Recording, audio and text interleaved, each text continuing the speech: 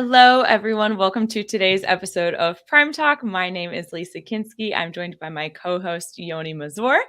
And though we may sound the same, we have a very different look. So Getida's rebranded, PrimeTalk has rebranded. So if you're just listening to us on your favorite audio podcasting platform, please hop over to our YouTube channel and take a look. So we're very excited to launch this new brand with our guest today, Paul Weedman. Paul, how are you? Good. Yeah, good to see you guys. Good morning. Good morning. Good Morning. to see you as well. So, everyone, Paul is the president and CEO of Victure Group, which is a one stop solution for sourcing, quality management, product engineering, logistics, and financing for companies who are importing from China. So, Paul, today's episode is going to be all about you. We'll talk about Victure Group at the end, but we want to know your story. So, where you were born, your experiences growing up, any entrepreneurial ventures you had, and just really walk through your professional stations of life until where you are today in e-commerce. So let's just jump straight into it. Where are you from originally? Yeah, I'm from China, in the central south part of China, Hunan, and the small city Yiyang, which is basically very small village. Uh, completely different from cities like Shenzhen or New York. Gotcha. And What's so, the population there? Because Shenzhen yeah, is how like a mega small? city with, I don't know, 20, 30 million people. And Yiyang, Yeah, what's the population there? yeah. To let you guys have an idea, Shenzhen is about 15 to 20 million population. Well, my city, basically similar to the U.S. county. It's like 600,000. Yep, sounds about Uh, right. and my village is probably like 5,000. That's pretty small. Wow. In China, it's small, but it could be like the population of a whole city in the state. Right. Yes, That's true. yes. And were in this small village that you grew up in, were you living on a farm or what kind of work did your parents do? The whole area where I was born is completely a farming place. It's a farming province. It's like you Farmland, yeah. know, yeah, like a central part of the state. I and when I was young, I did a lot of farming job. In fact, I could be a very good farmer even today. I did that for almost half of my lifetime.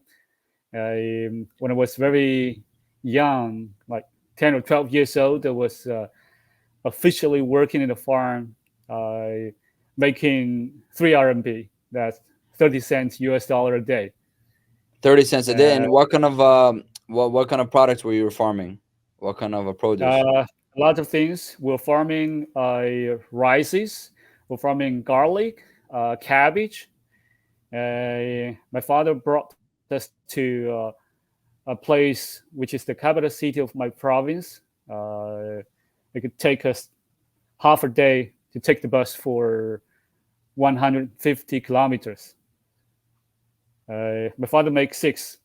You know, it's uh, it's a hard time. You have to work under the sunshine, 40-degree, 14 Celsius. hours a day. It's like 120 Yeah, degrees Fahrenheit. Yeah. yeah, yeah. Yeah, it's so it sounds like 30 cents a day is like making $9 a month. That's and was that I guess good money back then to live on? It was like enough money for you, or is like very little money so you can barely get by on the money side, on the RMB when you said you make Of course, it's very small money in whatever ever way you take it, but at least they give us a lot more opportunity for education, for food, and that's life. but the education was you had to pay for it, or government it sponsors the education. It's basically included in the system. Now, everything has to be paid by yourself. Just about 15 years ago in China for education until you went to university. That 20 years ago, most of the universities are public, owned by the government. So it's free, but you get very little chance to get enrolled in a university. Yeah, a lot of percentage is probably competition. Yeah, a 1%. lot of competition. Yeah, but I'm saying the when you go to elementary school and middle Primary school school and and primary school and high school, that's you have to pay for that. Yes. I'm that's shocked. so I didn't know so that. backwards. From here at least it's the opposite. You have to, your taxes pay for your primary education, and then higher education you have to pay for out of pocket. That's so It's like that's upside Yeah, down. interesting. that's Interesting. I 50, didn't Yeah. know 20 that. years ago. Now from grade 1 to grade 9, it's basically for free. And for senior school, from the 10th to 12th, depending on the cities or the locations of the country, some of them is for free, like in Shenzhen where I live. But in most of the places in China, you still have to pay for the high school. Got it. Interesting. Gotcha. Let me ask you this: so you graduated high school and then you went to college. What was your trajectory? You were working at the same time? Like, what was your dynamic? You were working and studying, or you're mostly studying, a little bit working, and you graduated? What was your That's a good question. Study while working, I would say, because when I went to university, you got to be really very careful of spending each cent of your money. And during the spare time, I did a lot of business. I was selling mosquito net, because China back then it was still very poor. People used to use a lot of mosquito net to prevent the mosquitoes. Well, what do they use? They No use it air for their house, the conditioning. mosquito nets for the house, or what do they? How do they use No, for the mosquito net? dormitory. For the dormitory. Dormitory, Yes. like to put on the window. No, just put on the shelf. We have in our dormitory we have something like 8 or 10 people living in the same room. They have like the bunker bed Ah, for so the you put it kids, right? around your bed, like in camp. Yeah, You put it around your bed. kind of. Yes. Got it. So everybody has their own protection inside the room, yeah, from mosquitoes. Yeah. Okay, Yeah. so you're hustling mosquito nets. Got it. And And What was the name of the school you were studying at, Paul? And when did you enroll? it's Wulin. It's in 1997. In 97. Okay. the name of the college is Yoni. And what Yeah. Wuling? And what did you study over there? Tourism. It's the city where I stay, where I study. It's a very famous tourist cities over there in China. And if I'm a tourist, what do I go to see over Maybe there? one day. Yeah, what's so interesting for tourists to go over there? What's special about the place? Again? Why is it a tourist destination? What's special about that place It's for people to Zhangjiajie. go? What does that mean? No, basically it's famous for its natural sightseeing. The mountains just grows like a tree from the ground up to the Oh, sky, yeah, I know that place. It to looks like like, yeah, I know. 2,000 Yeah, meters. Yeah. yeah, I know that place. It looks like big cliffs and it's covered with like greenery and it's pretty spectacular. Yeah, I got it now. I didn't know the name, but I know I Yeah. saw the place. Avanta was get the scene over there. Beautiful. Okay, so you graduate out of university, and what do you do next? And what year is that? 2000. Okay, and what do you do next after in 2000? Where you start working? You start you go to you do business. What do you do And in you have to 2000? work. I was going to a state-owned company for the bamboo flooring. At that moment, China still had a lot of a government-owned company, but they are going to be almost bankrupt, most of them. And the work there, I got something like I think 450 RMB,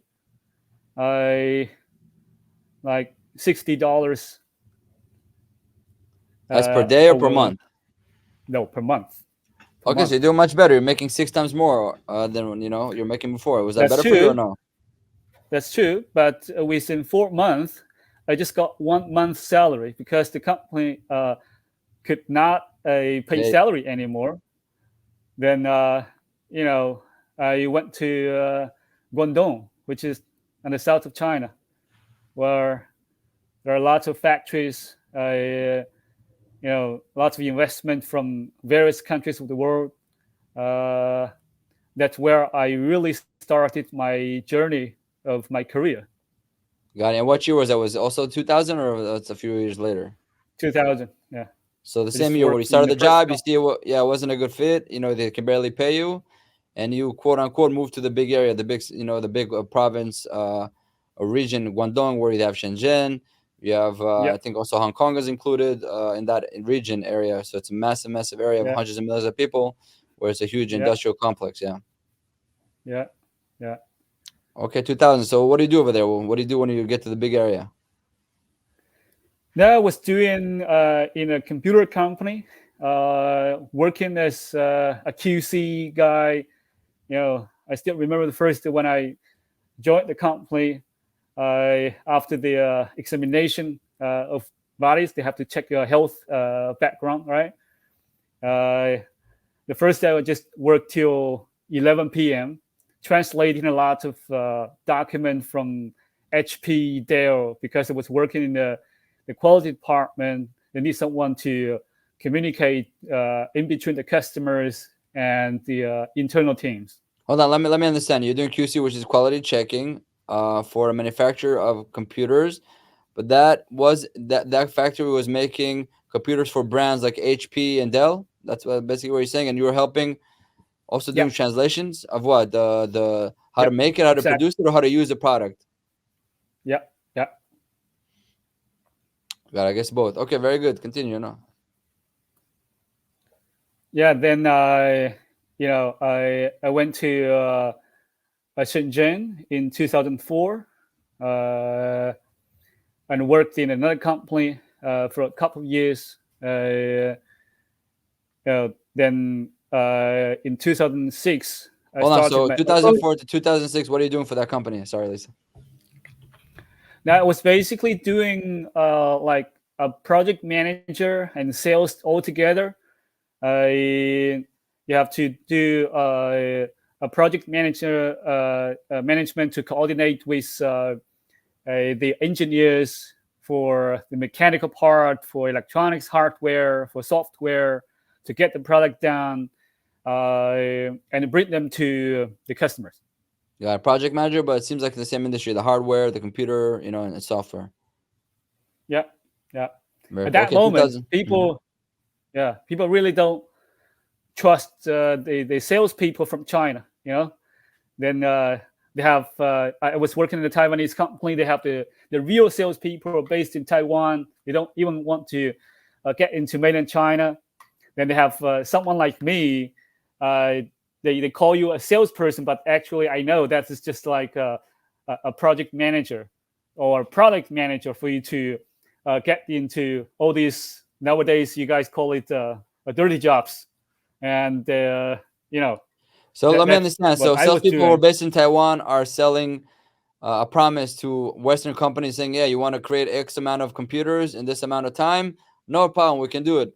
But then it goes to you, you're a sales guy, so to speak, but it's really a project manager. So you do the operations and you have to deliver on the promise of making X amount of computers or parts in a certain amount of time. And it's a real project each time. So you're making the projects happen. Yep, yep, yep.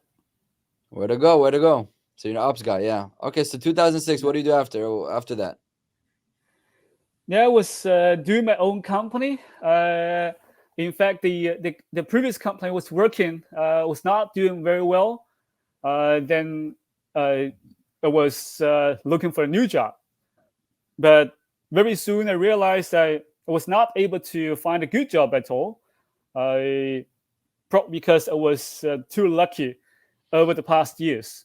I was always getting good salaries, very satisfactory jobs to me, at least.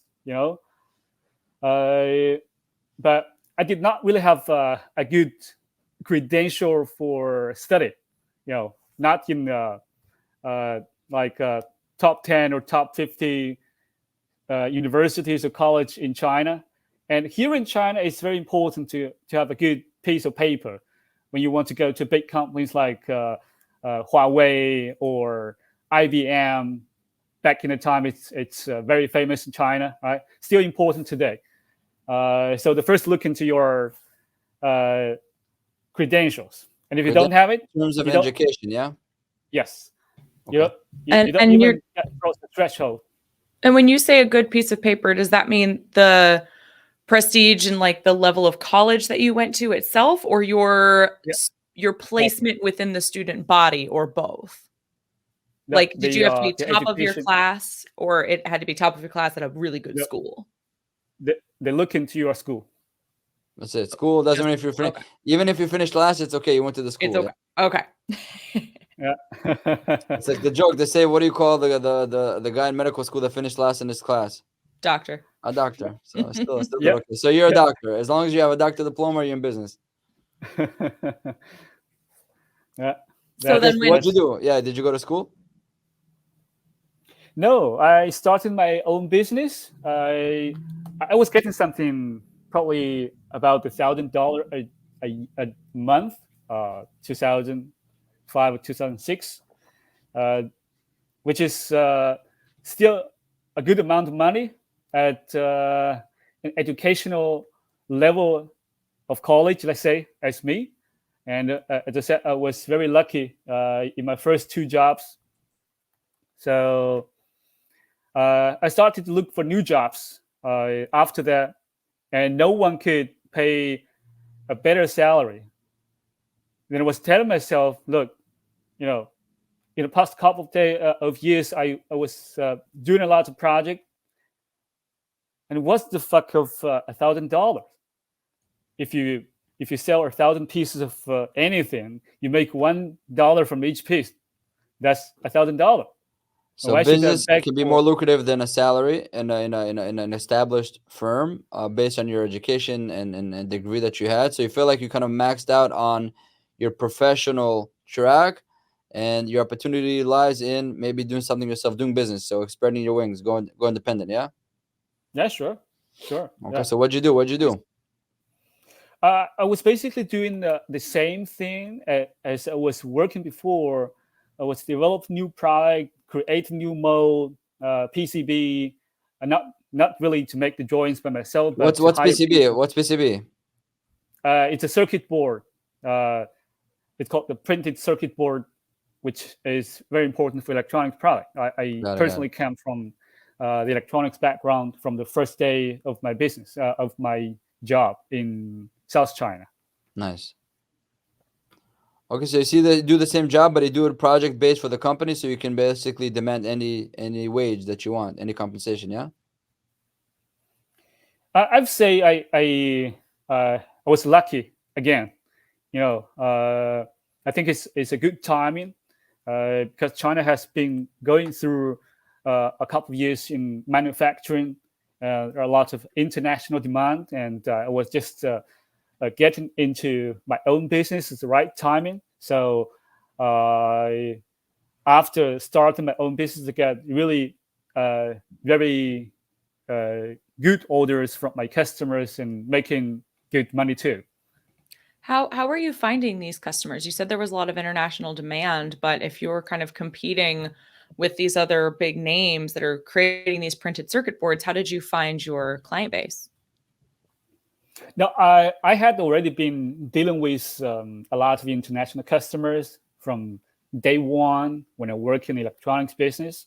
I already had a lot of connections international. I started my first trip in Germany, in Civit, which is in Hanover by the time, in 2003.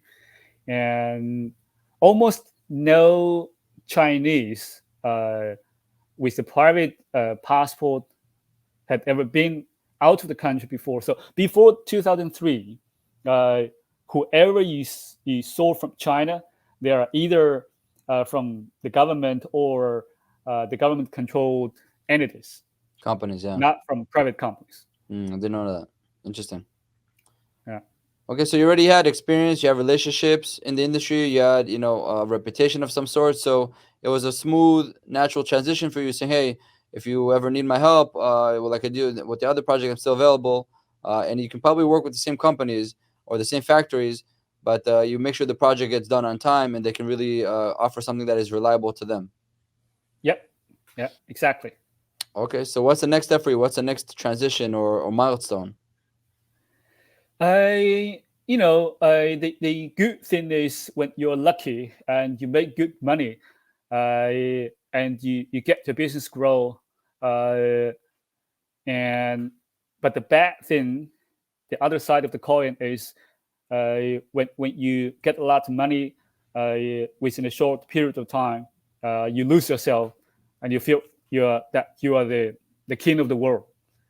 And I was making something like $100,000 within 3 months, and I just felt like even in a night when while you're sleeping, someone is pushing in cashes through your door scene.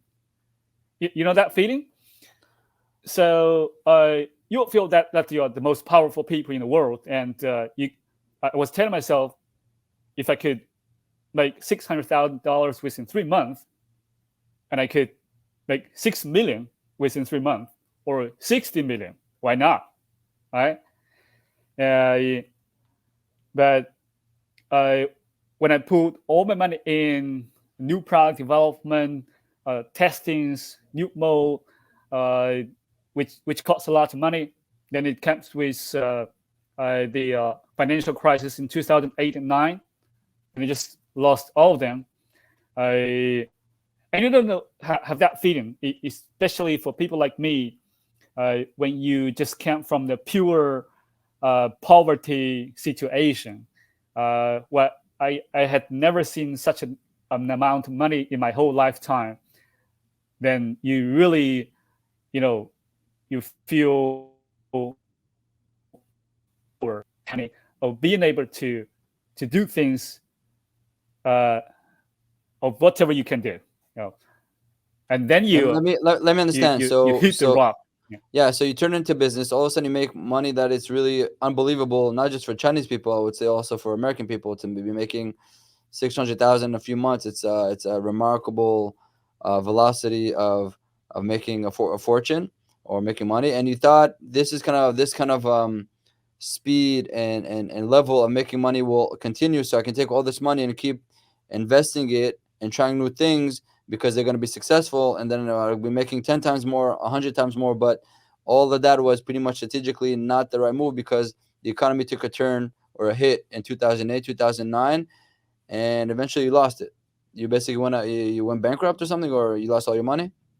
It's not really bankrupt. It's just getting to zero again.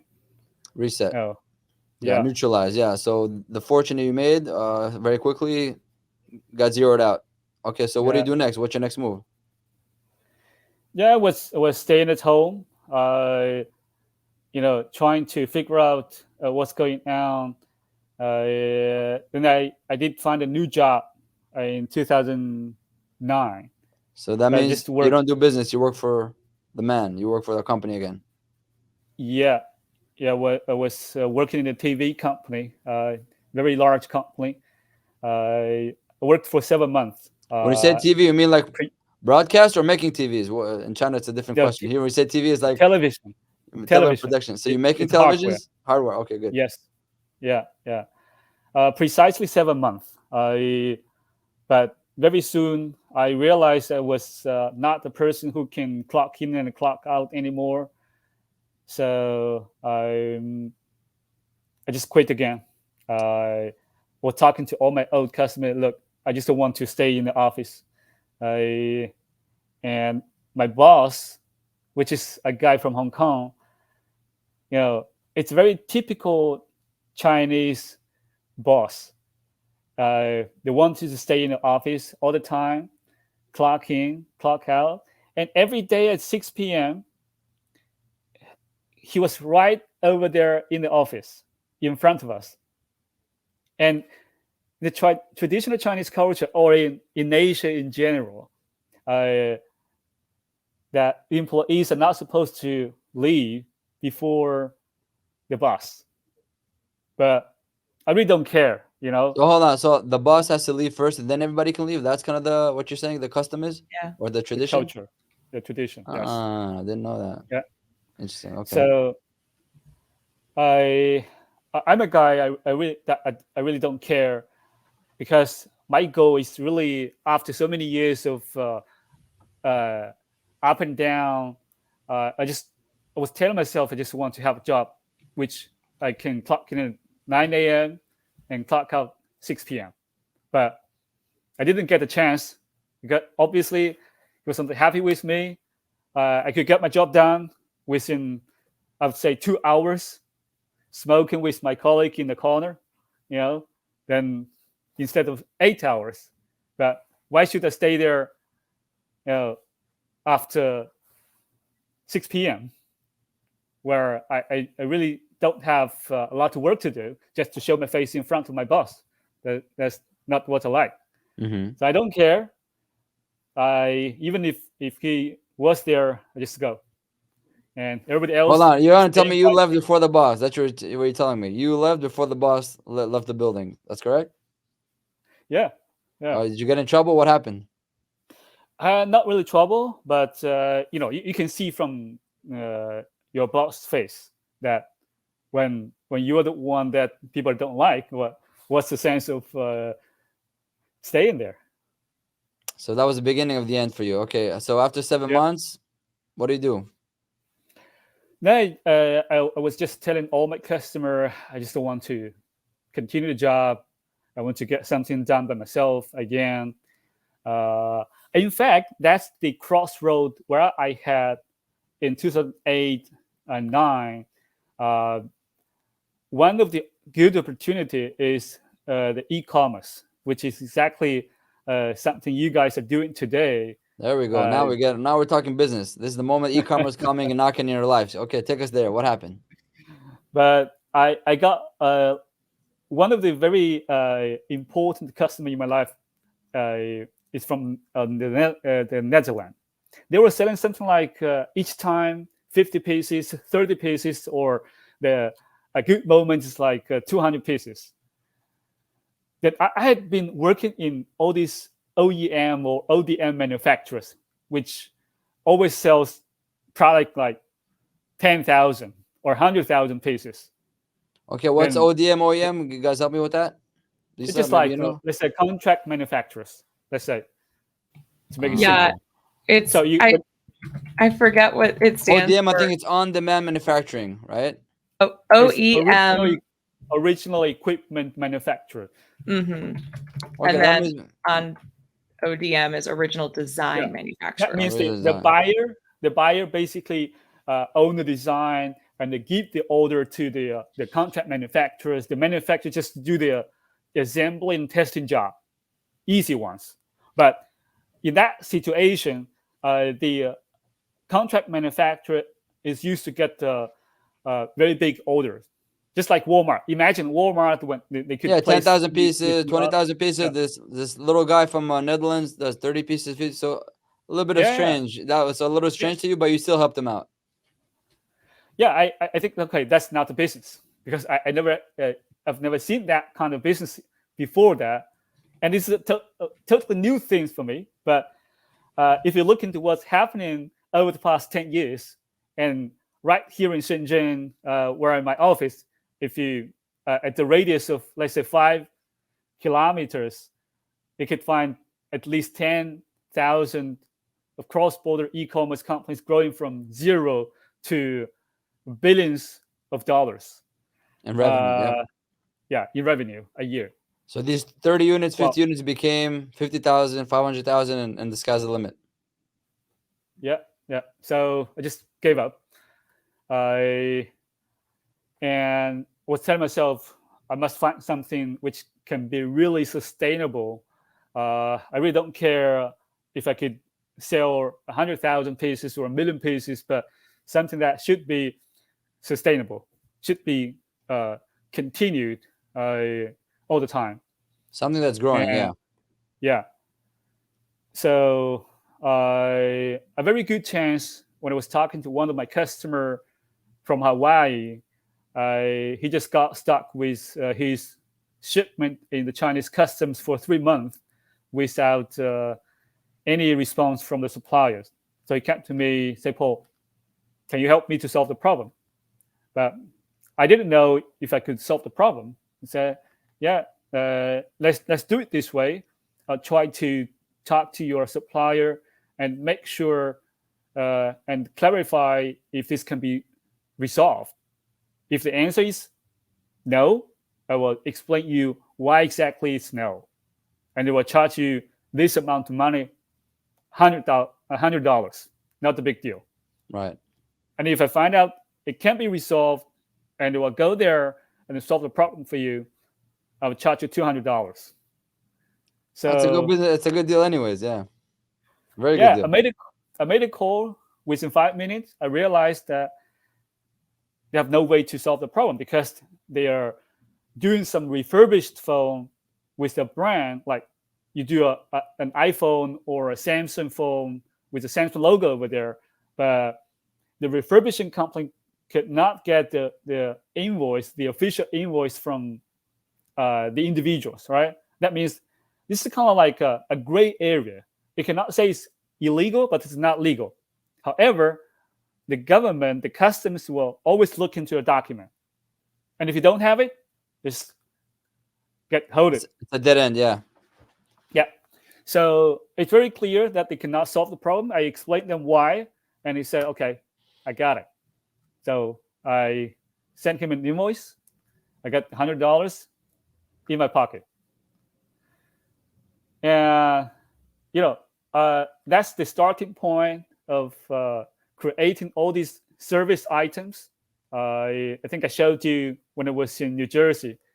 We have something like 40 items, everything from sourcing to quality management to problem solving, engineering, etc.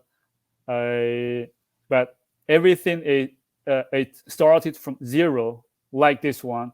When I tried to find a solution for the problem of my customers, then I try to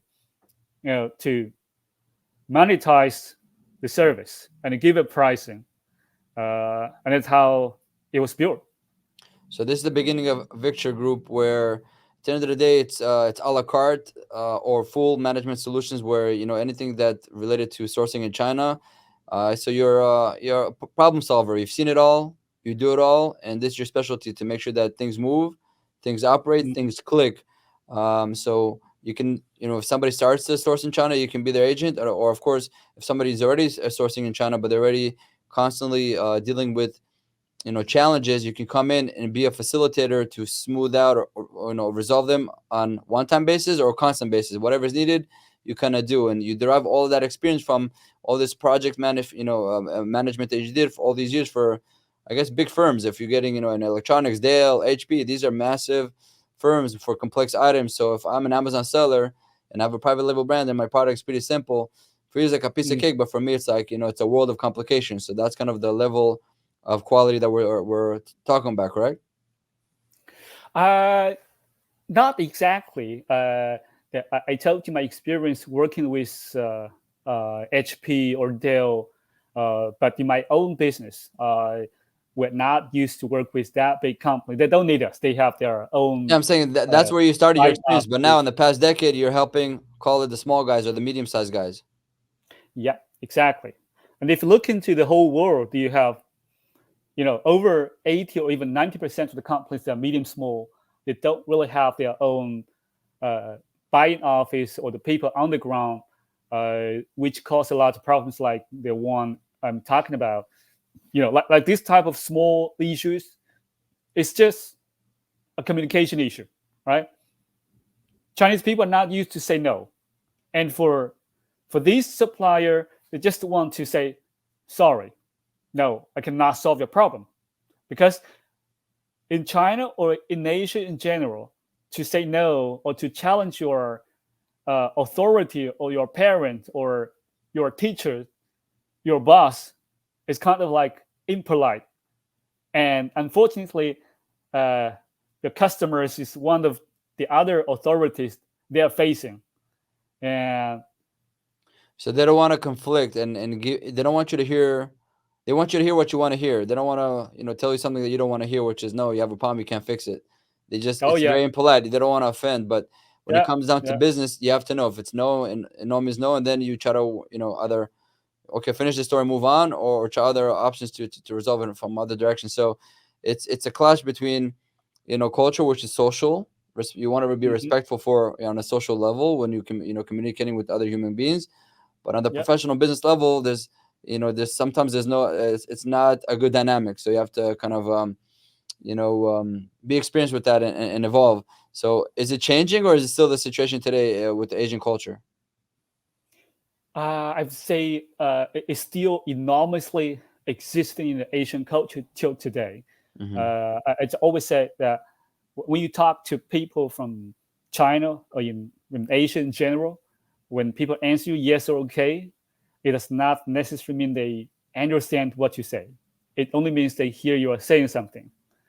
And that causes a lot of confusions in communication. A world of at different complication for levels. sure.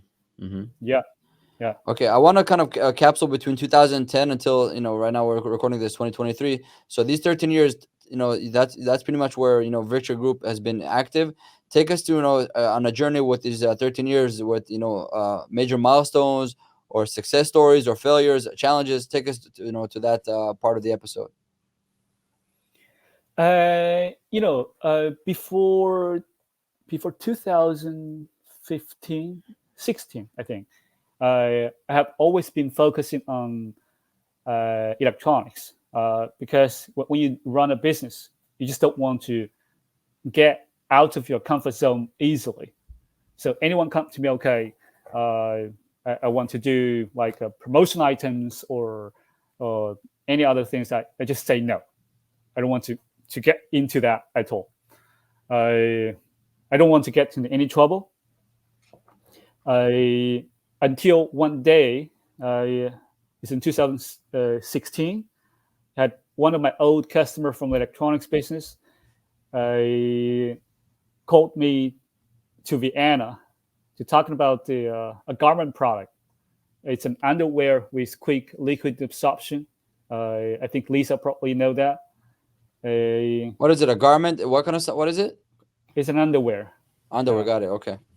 Yeah, and I told him no. I didn't even know if I could do it in a good job. I said, Paul, we know each other for a long time, and I'm sure you can do it. We got to know probably 10 years before we really started that garment business, but we had never made a good success in electronics together with him. So I said, okay, since you trust me, let's have a try. So I called my team while I was in Vienna to start the sourcing and product development. And we were lucky in about 2 months. We just got the product down. We sent a sample to him, and they present to their customer, to DM, Rossmann, etc. Similar to Weltgreen, Walgreens, or these guys in the state, and we have become number one in that market. So major retailers basically were selling this product, so it's a big success. Yeah, we have been selling for 6 years already. Yeah, 7 years almost. Nice. So we did a lot of work over the years, and that gives me a very good motivation of how to expand business and how to manage the supply chain. Because at the end of the day, for different product, different technologies, it's all about the process management.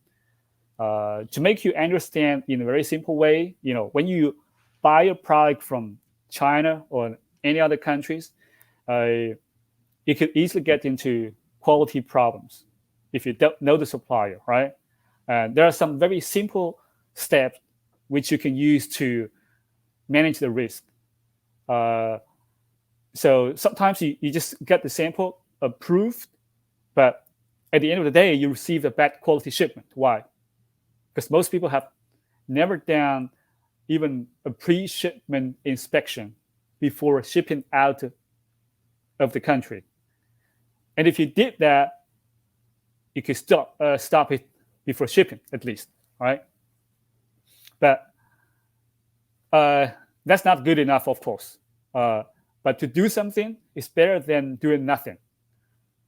A better way is to control the risk a little bit earlier.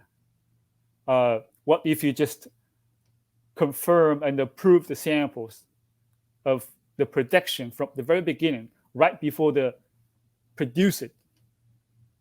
Then this problematic or defective product will not go to the end station of production, right?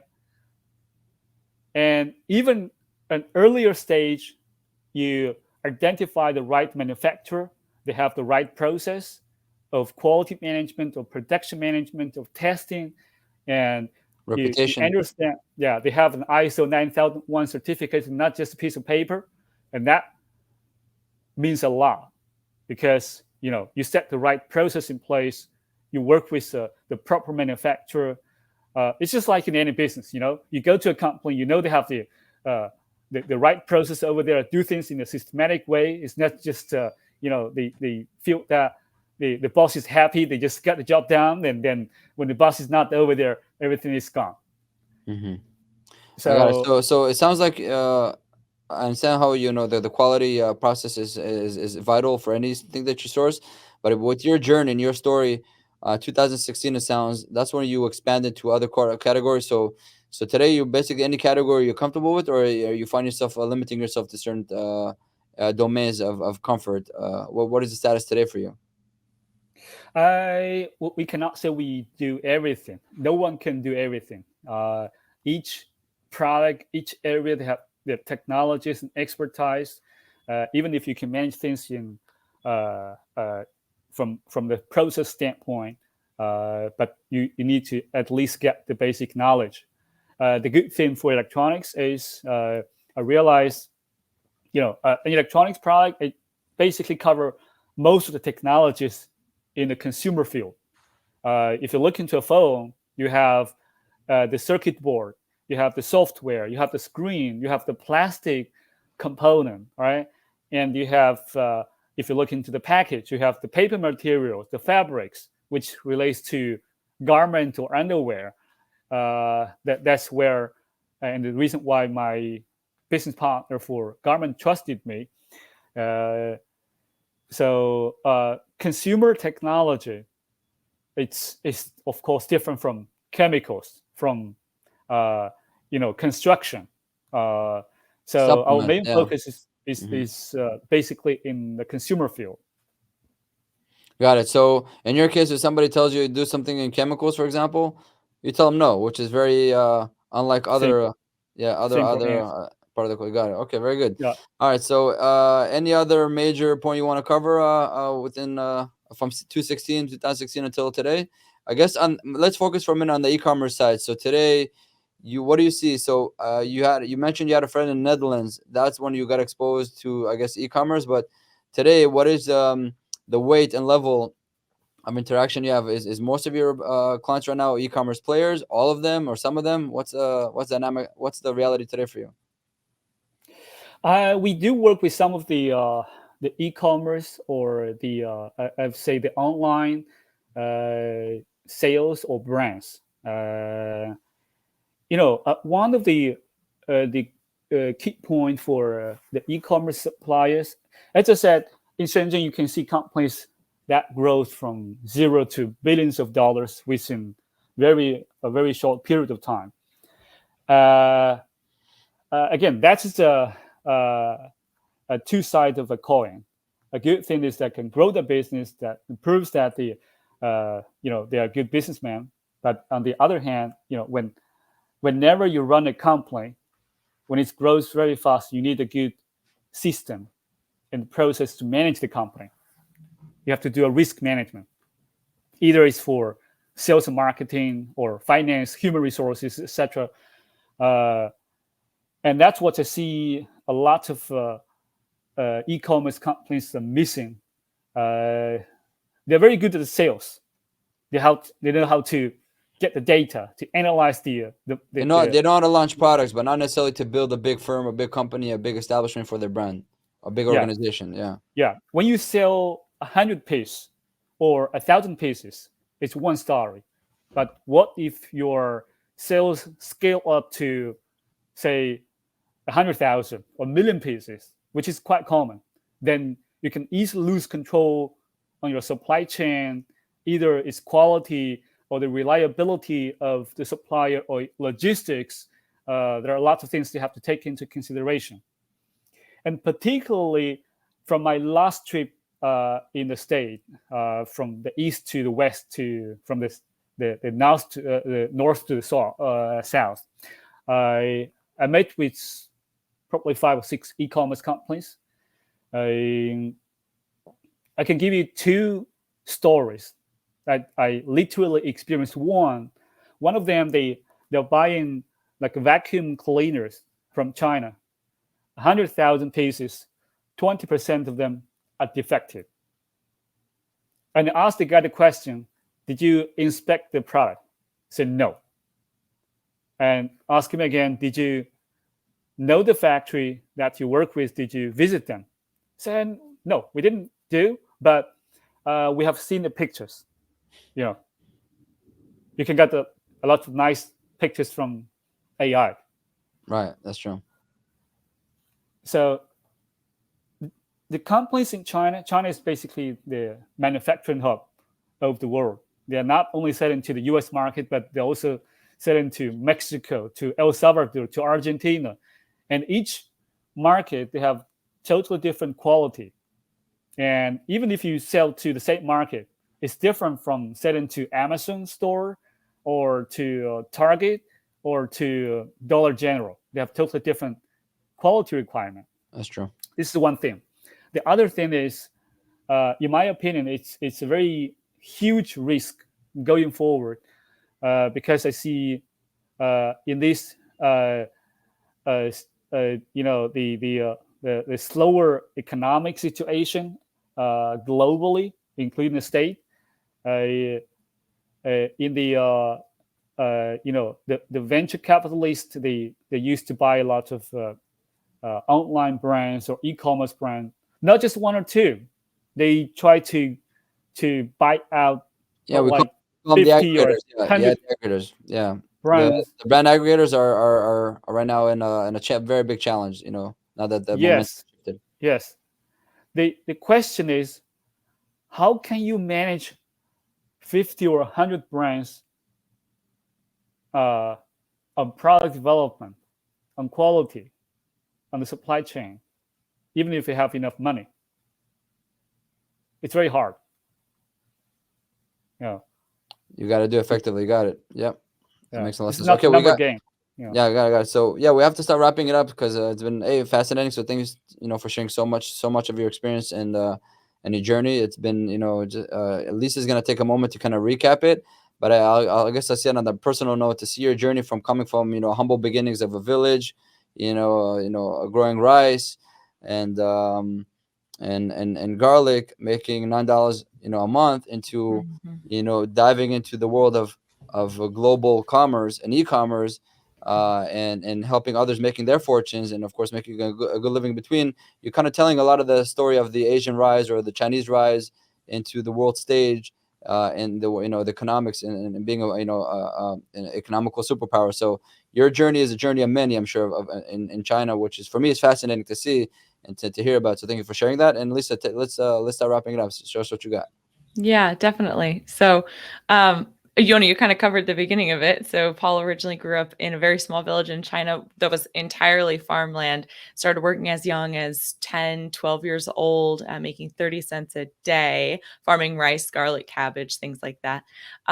Studying while working, and then ultimately enrolling in college in 1997, where you were making money selling mosquito nets with, you said, like 8 to 10 people in a dorm room. That sounds crowded to me, but we were studying tourism while in school, and ended up graduating in 2000. And after graduation, went to work for a state-owned company doing bamboo flooring, where you were told you'd be making about $60 a month. But unfortunately, the company was slowly going bankrupt. And so it took about 4 months to get 1 month's salary. So after that experience, said, I'm going to go do something else. Moved to South China, to kind of where all the factories are, ultimately working in QC for a computer company. And then from 2004 to 2006, moved to Shenzhen and worked for a company doing something similar, more so project management and sales for another tech and computer company. And through that job was making quite a bit of money, $1,000 to $2,000 a month. When you decided to either make a move, you had been so lucky in being paid so well previously, nobody else was really going to pay the same wage. So decided to start your own company, kind of in the same field, having used your connections you made throughout the years with the printed circuit boards and the computer tech pieces. Did that from about 2006 until 2008, when the financial crisis hit.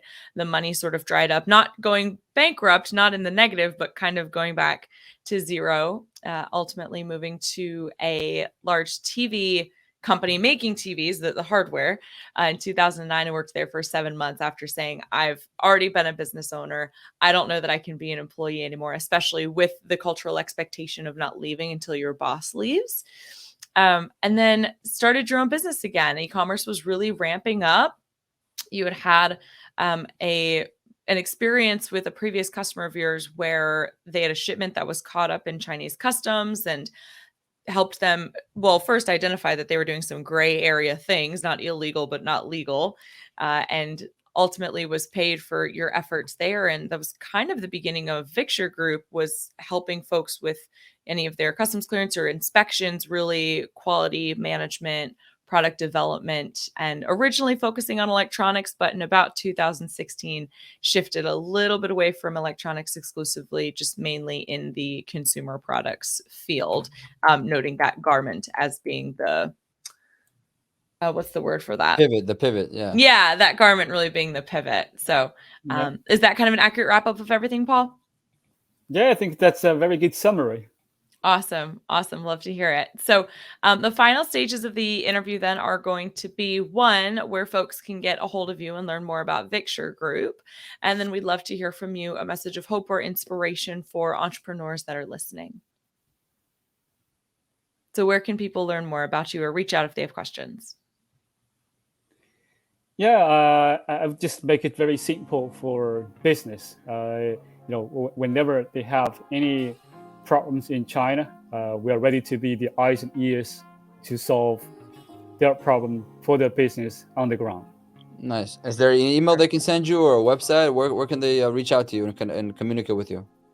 Yeah, they can reach out by email at paul at victuregroup.com, and our website is www.victuregroup.com. Perfect. And for those listening, the website is Victure. It's like picture, but with a V. So VICTURE group.com. And Paul's email is very simple, paul at victuregroup.com. And then Paul, that message of hope or inspiration, what do you have for us? You just stopped for a few seconds. So sorry. What would be your message of hope or inspiration for entrepreneurs? Yeah, I'd say, never think you are too small. As long as you have a big dream, you'll make it come true. I love that. Don't underestimate yourself. That's perfect advice. Awesome. Paul, thank you so much for being here today and sharing your story with us. We really appreciate it. Yeah, thanks for having me. Absolutely. Enjoy your day. Thank you. And thank you so much, everybody who tuned in. If you liked what you heard in today's episode, please give us a thumbs up, share your thoughts with us in the comments, subscribe to the show. Don't forget to check out our YouTube channel to see our all new look, and we will see you guys on the next one.